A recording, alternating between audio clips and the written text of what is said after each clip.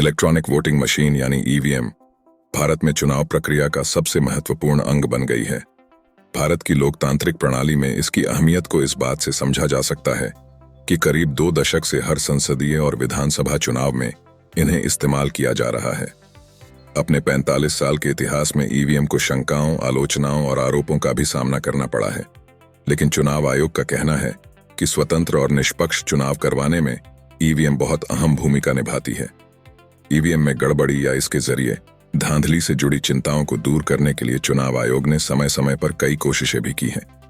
फिर भी लोगों द्वारा ऐसा क्यों कहा जाता है कि ईवीएम के जरिए चुनावों में धांधली की जाती है? इस वीडियो में हम जानेंगे कि ईवीएम क्या है, ये कैसे काम करती है, इसका इस्तेमाल कब शुरू हुआ, इन्हें बनाने में कितना खर्च होता है और ईवीएम को किस प्रकार हैक किया जा सकता है। क्या होती है ईवीएम और ये मतपत्र से कैसे अलग है? ईवीएम का मतलब है इलेक्ट्रॉनिक वोटिंग मशीन। ये साधारण बैटरी पर चलने वाली एक ऐसी मशीन है जो मतदान के दौरान डाले गए वोटों को दर्ज करती है और वोटों की गिनती भी करती है। ये मशीन 3 हिस्सों से बनी होती है। एक होती है कंट्रोल यूनिट यानी सीयू, दूसरी बैलेटिंग यूनिट यानी बीयू। ये दोनों मशीनें 5 मीटर लंबी एक तार से जुड़ी होती हैं। तीसरा हिस्सा होता है वीवीपैट। बैलेटिंग यूनिट यानी बीयू वह हिस्सा होता है जिसे वोटिंग कंपार्टमेंट के अंदर रखा जाता है और बैलेटिंग यूनिट को पोलिंग ऑफिसर के पास रखा जाता है। ईवीएम से पहले जब बैलेट पेपर यानी मतपत्र के जरिए वोटिंग होती थी, तब मतदान अधिकारी मतदाता को कागज का मतपत्र दिया करते थे। फिर मतदाता मतदान कंपार्टमेंट जाकर अपने पसंदीदा उम्मीदवार के आगे मुहर लगा देते थे। फिर इस मतपत्र को मतपेटी में डाल दिया जाता था। लेकिन ईवीएम की व्यवस्था में कागज और मुहर का इस्तेमाल नहीं होता। अब मतदान अधिकारी कंट्रोल यूनिट पर बैलेट बटन दबाते हैं। उसके बाद मतदाता बैलेटिंग यूनिट पर अपने पसंदीदा उम्मीदवार के आगे लगा नीला बटन दबाकर अपना वोट दर्ज करते हैं। यह वोट कंट्रोल यूनिट में दर्ज हो जाता है। यह यूनिट 2000 वोट दर्ज कर सकती है। मतदान संपन्न होने के बाद मतगणना इसी यूनिट के माध्यम से की जाती है। एक बैलेटिंग यूनिट में 16 उम्मीदवारों के नाम दर्ज किए जा सकते हैं। अगर उम्मीदवार अधिक हों तो अतिरिक्त बैलेटिंग यूनिट्स को कंट्रोल यूनिट से जोड़ा जा सकता है। चुनाव आयोग के अनुसार ऐसी 24 बैलेटिंग यूनिट एक साथ जोड़ी जा सकती है, जिससे नोटा समेत अधिकतम 384 उम्मीदवारों के लिए मतदान करवाया जा सकता है। भारत के चुनाव आयोग के मुताबिक ईवीएम बहुत ही उपयोगी है और यह पेपर बैलेट यानी मतपत्रों की तुलना में सटीक भी होती है, क्योंकि इसमें गलत या अस्पष्ट वोट डालने की संभावना खत्म हो जाती है। इससे मतदाताओं को वोट देने में भी आसानी होती है और चुनाव आयोग को वोट गिनने में भी। पहले सही जगह मुहर न लगने के कारण मत खारिज हो जाया करते थे, लेकिन अब ऐसा नहीं होता। चुनाव आयोग कहता है कि इसके इस्तेमाल के लिए मतदाताओं को तकनीक का ज्ञान होना भी जरूरी नहीं है। निरक्षर मतदाताओं के लिए तो इसे और भी ज्यादा सुविधाजनक बताया जाता है। Voter verifiable paper audit trail यानी वीवीपैट क्या है?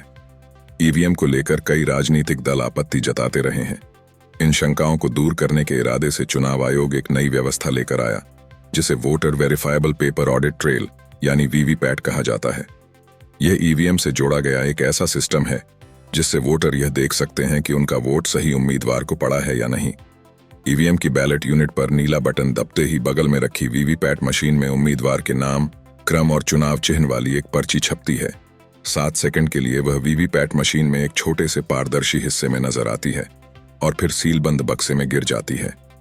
वीवीपैट वाली ईवीएम का इस्तेमाल पहली बार साल 2013 में नागालैंड के नॉक्सेन विधानसभा क्षेत्र में हुए उपचुनाव के दौरान किया गया था। अब हर चुनाव में वीवीपैट को इस्तेमाल किया जाता है और यह ईवीएम का अभिन्न अंग है। शंकाओं का निदान करने के लिए ऐसी व्यवस्था भी बनाई गई है कि हर चुनाव क्षेत्र की किसी एक मशीन का रैंडम तरीके से चयन किया जाता है और फिर ईवीएम मशीन के वोटों का मिलान वीवीपैट पर्चियों के वोटों से किया जाता है। चुनाव आयोग के अनुसार अगर कहीं पर मशीन में आ रहे वोटों के आंकड़े वीवीपैट की पर्चियों के आंकड़ों से अलग आते हैं तो वीवीपैट के आंकड़ों को तरजीह दी जाती है। भारत में कौन सी कंपनियां बनाती हैं ईवीएम? ईवीएम और वीवीपैट मशीनों को आयात नहीं किया जाता। इन्हें भारत में ही डिजाइन किया गया है और यहीं इनका निर्माण होता है। चुनाव आयोग के अनुसार इसके लिए 2 सरकारी कंपनियां अधिकृत हैं। एक है भारत इलेक्ट्रॉनिक्स लिमिटेड यानी बीईएल करती है, जो रक्षा मंत्रालय के तहत आती है, और दूसरी कंपनी है electronics corporation of India limited यानी ईसीआईएल, जो डिपार्टमेंट ऑफ एटॉमिक एनर्जी के तहत आती है।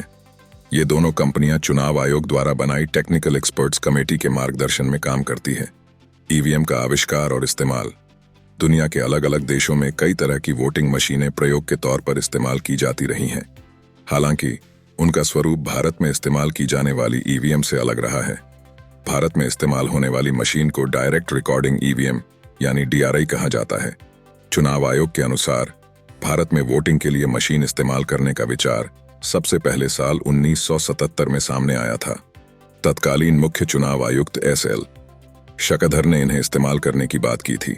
उस समय electronics corporation of India limited Hyderabad को ईवीएम डिजाइन और विकसित करने की जिम्मेदारी दी गई थी।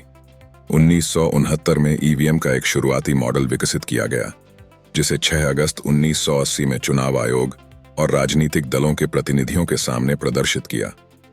बाद में बेंगलुरु की भारत इलेक्ट्रॉनिक्स लिमिटेड बीएल को भी ईवीएम विकसित करने के लिए चुना गया। भारत में चुनावों में पहली बार ईवीएम का इस्तेमाल साल 1982 में हुआ था। केरल विधानसभा की पारूर सीट पर हुए उपचुनाव के दौरान बेल्टिंग यूनिट और कंट्रोल यूनिट वाली ईवीएम इस्तेमाल की गई, लेकिन इस मशीन के इस्तेमाल को लेकर कोई कानून न होने के कारण सुप्रीम कोर्ट ने उस चुनाव को खारिज कर दिया था। इसके बाद साल 1989 में संसद ने लोक प्रतिनिधित्व अधिनियम 1951 में संशोधन किया और चुनावों में ईवीएम के इस्तेमाल का प्रावधान किया। इसके बाद भी इसके इस्तेमाल को लेकर आम सहमति साल 1998 में बनी और मध्य प्रदेश, राजस्थान और दिल्ली की 25 विधानसभा सीटों में हुए चुनाव में इसका इस्तेमाल हुआ। बाद में साल 1999 में 45 सीटों पर हुए चुनाव में भी ईवीएम इस्तेमाल की गई। फरवरी 2000 में हरियाणा विधानसभा चुनाव के दौरान 45 सीटों पर ईवीएम इस्तेमाल की गई। मई 2001 में तमिलनाडु, पश्चिम बंगाल, केरल और पुद्दुचेरी में हुए विधानसभा चुनावों में सभी सीटों में मतदान दर्ज करने के लिए ईवीएम इस्तेमाल हुई। उसके बाद से हुए हर विधानसभा चुनाव में ईवीएम इस्तेमाल होती आ रही है। 2004 के आम चुनावों में सभी 543 संसदीय क्षेत्रों में मतदान के लिए 10 लाख से ज्यादा ईवीएम इस्तेमाल की गई थी। जैसा कि अब तक हम जान गए हैं, वोटिंग मशीन के 3 मुख्य हिस्से होते हैं: control unit CU, balloting unit BU और वीवीपैट। भारत सरकार की प्राइस नेगोशिएशन कमेटी इन हिस्सों के दाम तय करती है।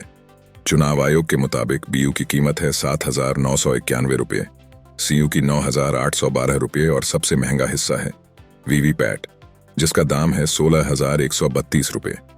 एक ईवीएम कम से कम 15 साल तक चलती है। इससे चुनाव प्रक्रिया सस्ती होने का भी दावा किया जाता है।